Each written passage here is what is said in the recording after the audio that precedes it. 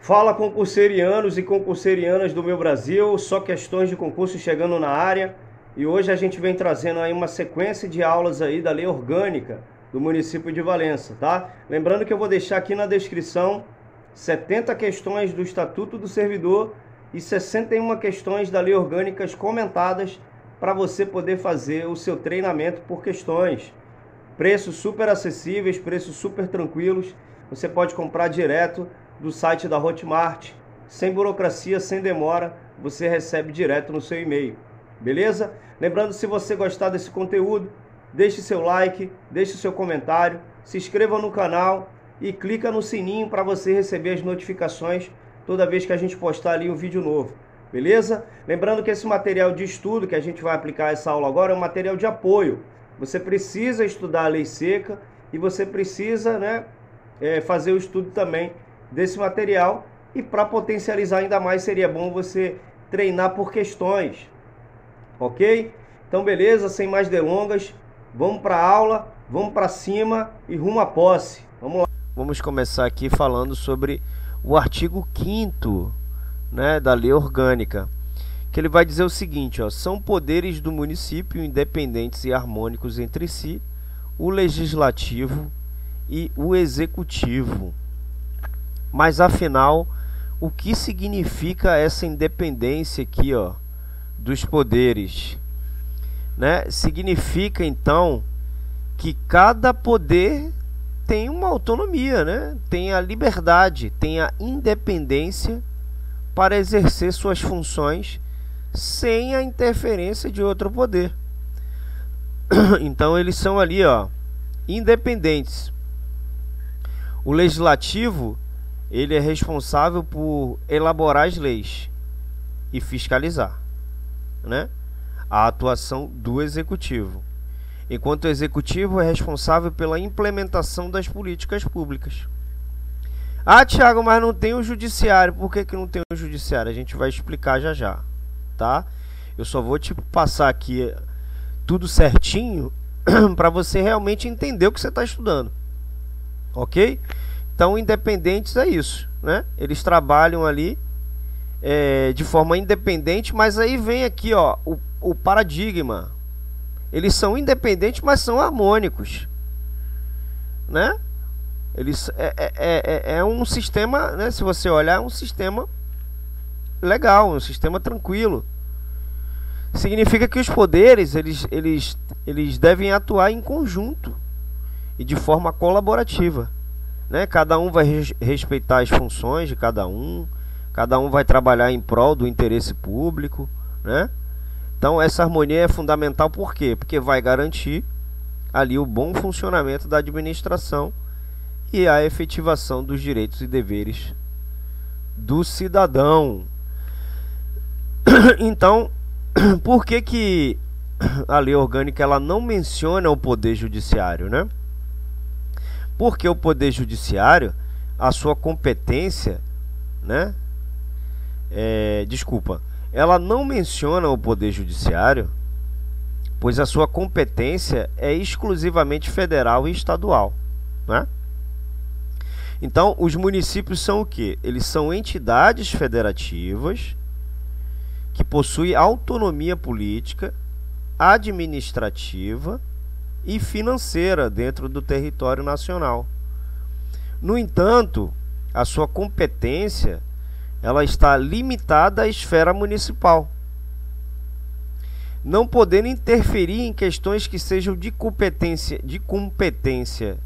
exclusiva da União e dos estados, como é o caso da administração da justiça. Ok?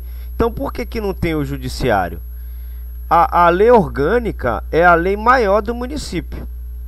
Então, ela estabelece normas, princípios que devem ser seguidos pelos demais atos normativos municipais, como as leis ordinárias, os decretos, etc. Então, o poder legislativo do município, ele cria as leis, para a gente recapitular. Ele vai criar as leis municipais, de acordo com o que está previsto na lei orgânica e nas leis federais aplicáveis. Por sua vez, o Poder Executivo é responsável por implementar e executar as políticas públicas e também os programas previstos nas leis municipais. O Judiciário, por sua vez, tem a função de interpretar e aplicar as leis, garantindo o cumprimento das normas e a proteção dos direitos individuais e coletivos. Então, um cria, o outro executa e o outro aplica. Né? Só que como o município ele só é limitado ao município, ao local, ele tem que criar uma lei local. Aí ele tem esse poder. O município tem esse poder. Vai criar uma lei local. Então o poder legislativo ele vai elaborar, vai discutir, vai votar as leis, vai exercer o papel de fiscalização, ele vai aprovar o orçamento do município, né? Ele pode cassar o mandato do prefeito em casos de irregularidades. O poder executivo vai fazer o quê? Ele vai administrar o município, ele vai implementar as políticas públicas, ele vai executar o orçamento da arrecadação de impostos, ele vai elaborar projetos de lei e encaminhar para aprovação do legislativo, né? Então ele possui um papel ali, ó, de sancionar ou vetar leis aprovadas pelo legislativo. E o poder judiciário ele é responsável por julgar, aplicar a lei em casos concretos, né? Então ele soluciona conflitos entre indivíduos e entidades, por exemplo. Ele garante o cumprimento das leis e da Constituição. Então ele não está incluído na estrutura do poder do município, porque é uma instância independente e imparcial em relação a outros poderes, né? Então o poder judiciário ele não está incluído no município, para a gente, né, fechar esse assunto, porque ele é um poder independente e autônomo. Ele é responsável pela interpretação e aplicação das leis, garantindo o quê? A efetivação e a resolução de conflitos. Entendeu agora? Ficou claro? Ficou tranquilo? Se você tiver alguma dúvida, você pode colocar aqui no comentário, que a gente vai tirar essa dúvida para você, tá? Então, vamos seguir aqui no parágrafo único. São símbolos do município, a bandeira, o hino e o brasão, representativos da sua cultura e história. Então, a representação dos símbolos de um município, ela digamos assim, divulgada, né? A representação dos símbolos do município, ela é divulgada através da bandeira, do hino e do brasão, né? É uma forma de quê? Vai identificar ali a valorização cultural, vai identificar ali a história do local, né? Então esses símbolos eles são ali importantes não apenas para a identificação do município, mas também para o fortalecimento do sentimento de pertencimento e união entre a população. Então a bandeira é o que? É um símbolo, ele é muito importante, porque ele representa a identidade visual da cidade, né? Geralmente é composta por cores e elementos que vão simbolizar ali as características do município, como a natureza, a cultura, a história. Então, além disso, a bandeira é utilizada em eventos oficiais, né? Geralmente eles vão hastear a bandeira, né, em prédios públicos. Então, em eventos oficiais, ela surge ali, simbolizando ali, né, é igual a bandeira do Brasil. A bandeira do Brasil simboliza o Brasil. As cores ali têm um significado. Então, é para isso que serve a bandeira, para identificar ali a sua pátria, né? O hino também uma forma de representação simbólica, né? Então, é uma composição musical que vai apresentar o que? Letras. Letras no sentido, né, da melodia, né? Não letras não letras assim. Agora esqueci a palavra. Deixa eu beber uma água aqui, peraí que eu vou lembrar. Literal, né? Vai descrever o que? As características do município, vai falar da natureza também, vai falar das tradições, vai falar da história, do poder do povo. Então o hino também representa ali, é uma representatividade da pátria também do local, né? E ele também é tocado em eventos oficiais, né? Em ocasiões especiais ele também é cantado. E o brasão? O brasão também, falando de representatividade histórica e da tradição, né? A gente está falando aqui de símbolos que representam o município. Então o brasão, ele também vai ter ali elementos que simbolizam a história, a característica do município, como a geografia, a economia, a cultura, a religião, né? Então o brasão, inclusive, ele é usado em documentos oficiais. Ele pode ser utilizado em prédios públicos, em documentos do município, enfim. Então o município de Valença, ele tem aí essas três simbologias representativas do município, ok? O que diz aqui o artigo 6? Constituem bens do município todas as coisas móveis e imóveis, direitos e ações que a qualquer título lhe pertençam. Então o que isso significa, né? Que ali o patrimônio do município, ele é formado por todos os recursos e bens que são de sua propriedade. O que vai incluir? Prédios públicos, veículos, terrenos, equipamentos, entre outros. Então a administração municipal, ela tem o objetivo dessa disposição. Ela vai garantir o controle e a gestão adequada desses bens em benefício da população. Beleza? O artigo 7, ele vai dizer: a sede do município dá-lhe o nome e a categoria de cidade. Então, em outras palavras, o município só passa a ser denominado cidade quando a sua sede ela vai atingir determinados critérios, como população mínima, infraestrutura adequada e outros requisitos ali estabelecidos na legislação. É importante a gente ressaltar que essa é uma definição administrativa e não necessariamente indica o grau de desenvolvimento ou qualidade de vida da população. Maravilha? Então vamos continuar aqui da divisão administrativa do município. Eu coloquei os artigos que mais caem, né? Estou colocando os artigos assim que eu já vi em questões de prova. Aqui, da divisão administrativa, ele vai falar ali dos distritos, né? Que o município ele pode dividir para fins ali da administração, fins administrativos, em distritos. Na verdade, ele vai descentralizar.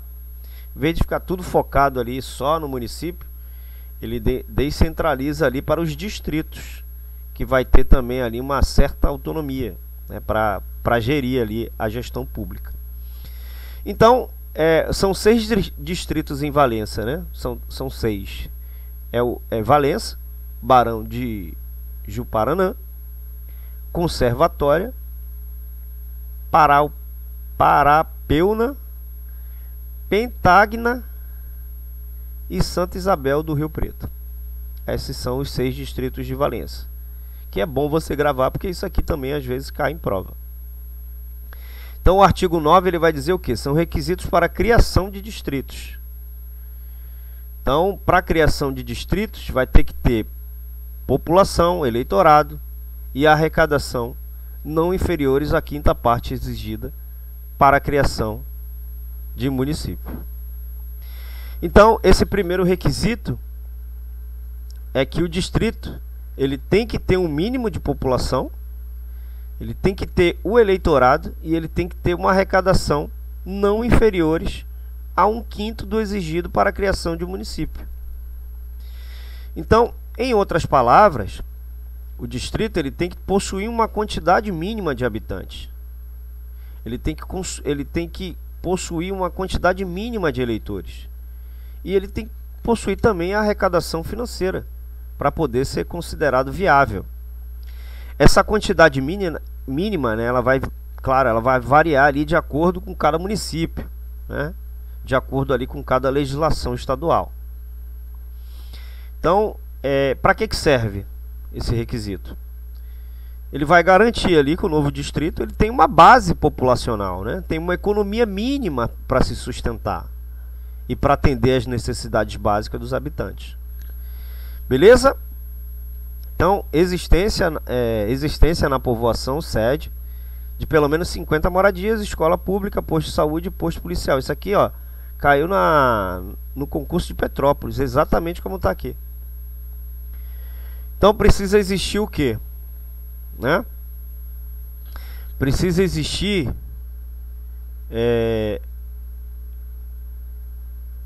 então, o município de Valença precisa existir uma povoação sede do distrito. Deve ter pelo menos 50 moradias.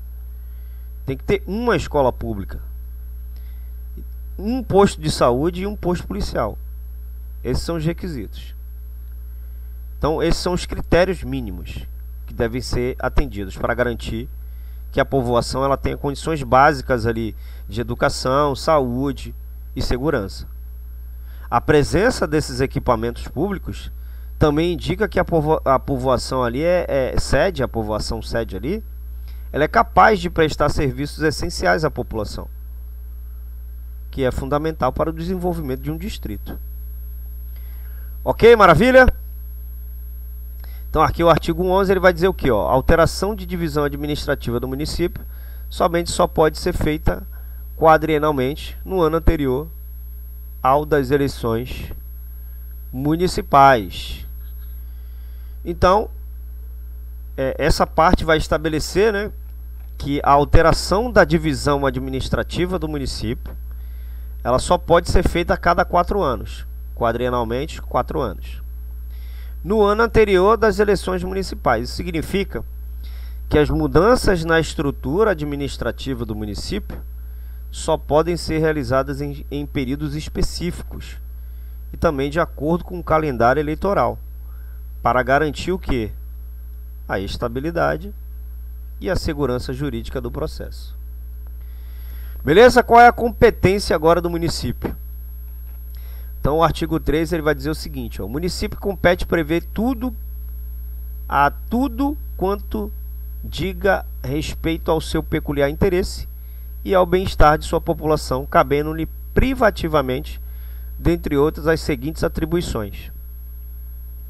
Então, o município ele tem autonomia ali para criar as leis, né? As leis elas têm que ser aplicáveis apenas ali, né? Geralmente as leis elas vão ser aplicadas no seu território.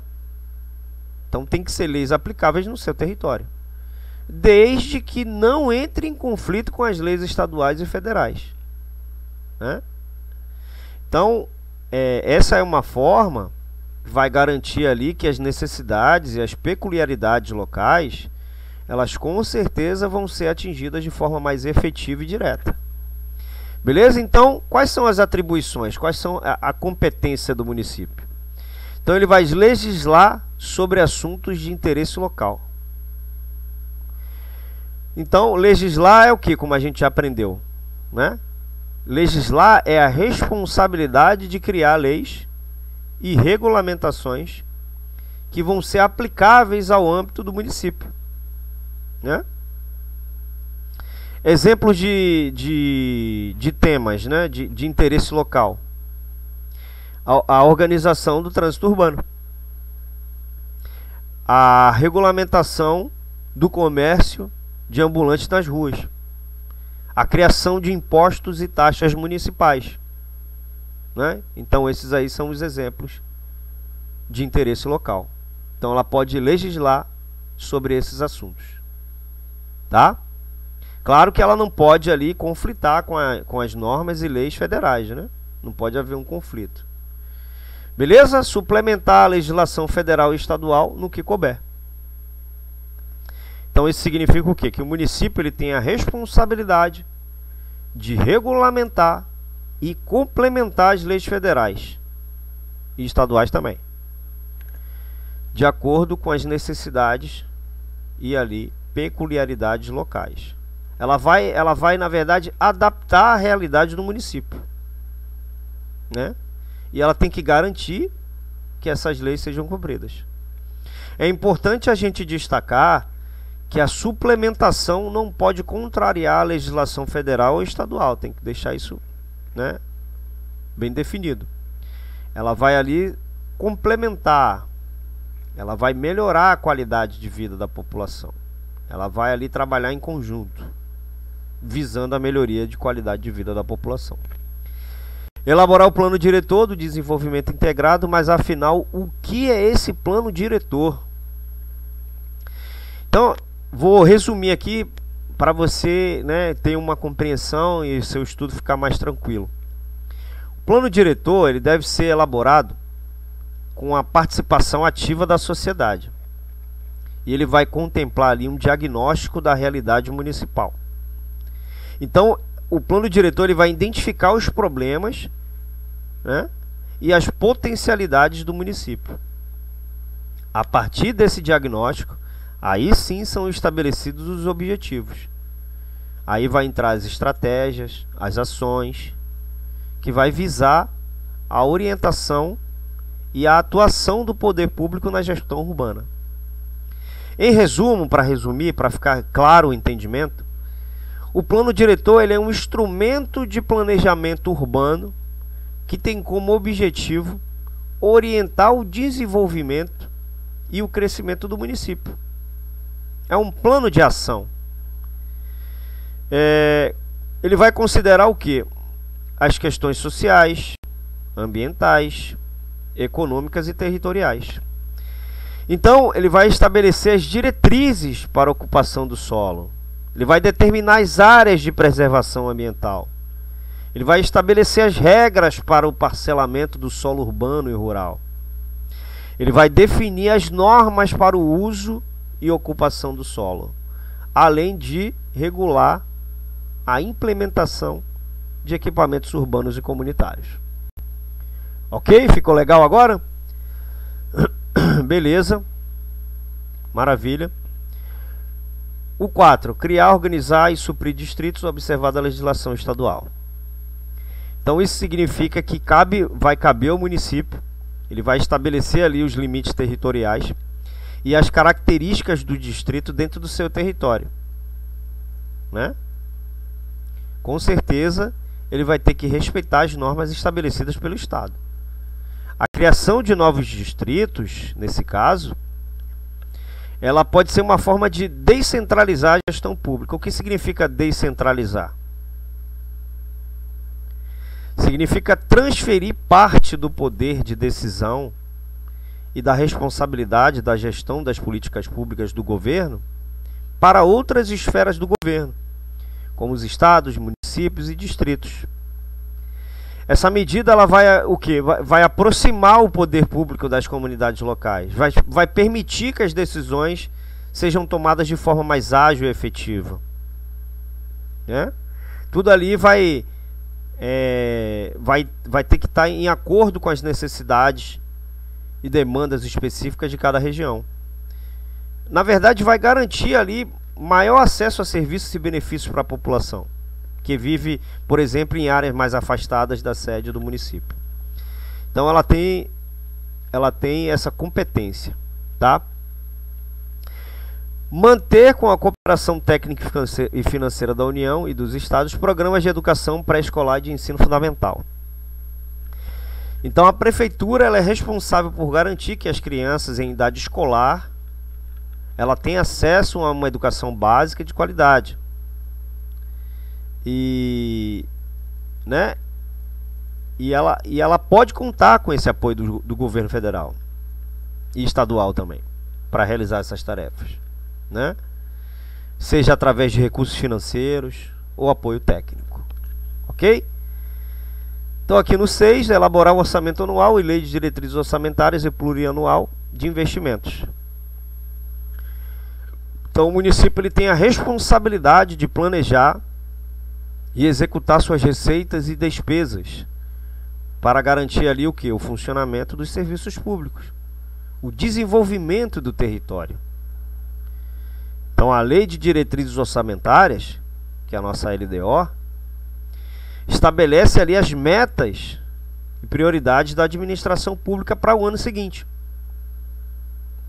Enquanto o plano plurianual de investimentos define os objetivos, as metas e ações do governo para um período de 4 anos. Então, a lei de diretrizes já é para o ano seguinte. O plano plurianual é no período de 4 anos. Ok? Lembrar disso que é importante.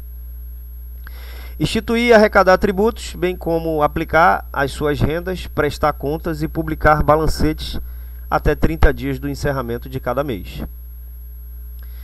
Então, o que estabelece aqui no artigo 13, né, da competência do município? Ele vai estabelecer que é atribuição do município instituir e arrecadar tributos, ou seja, criar e cobrar impostos.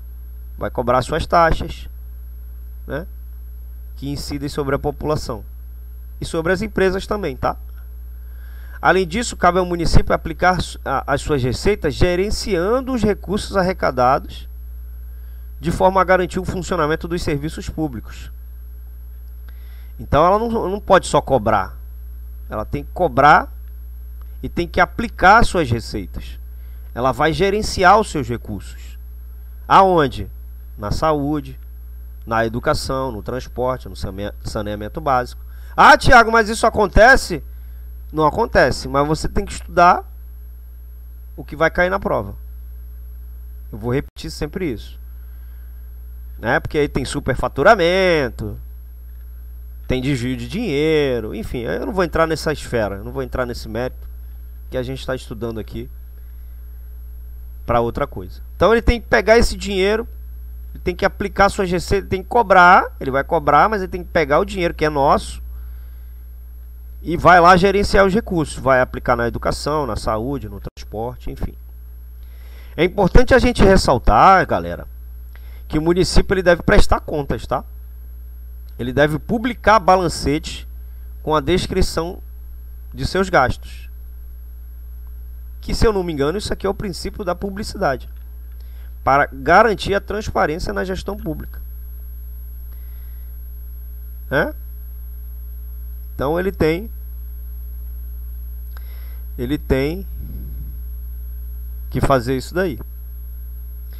Então, o que significa balancete, né? Balancete, ele eu estudei contabilidade, mas tem muito tempo. Mas balancete, ele é um documento contábil.